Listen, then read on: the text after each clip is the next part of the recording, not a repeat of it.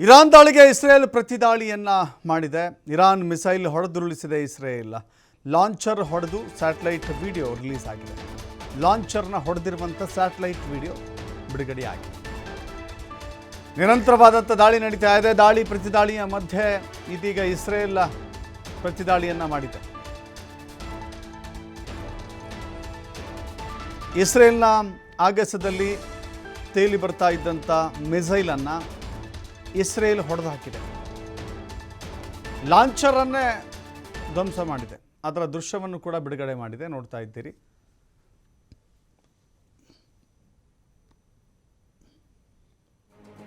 Iran Israel ಮೇಲೆ ದಾಳಿ ಮಾಡುವಂಥ ಲಾಂಚರ್ ಇದು. ಇಲ್ಲಿಂದಲೇ ಕ್ಷಿಪಣಿಗಳನ್ನು ಲಾಂಚ್ ಮಾಡ್ತಾ ಇತ್ತು. ಇಲ್ಲಿಂದಲೇ ಕ್ಷಿಪಣಿಗಳನ್ನು ಇಸ್ರೇಲ್ಗೆ ಕಳಿಸ್ತಾ ಇತ್ತು. ಅದನ್ನು ಗುರಿಯಾಗಿಸಿಕೊಂಡು ಇಸ್ರೇಲ್ ಇದೀಗ ಆ ಲಾಂಚರನ್ನೇ ಛಿದ್ರ ಮಾಡಾಕಿದೆ. ಇದು ಇವತ್ತು ತೀವ್ರ ಮಟ್ಟಕ್ಕೆ ಈ ಸಂಘರ್ಷ ಹೋಗುವ ರೀತಿಯಲ್ಲಿ ಕಾಣಿಸ್ತಾ ಇದೆ.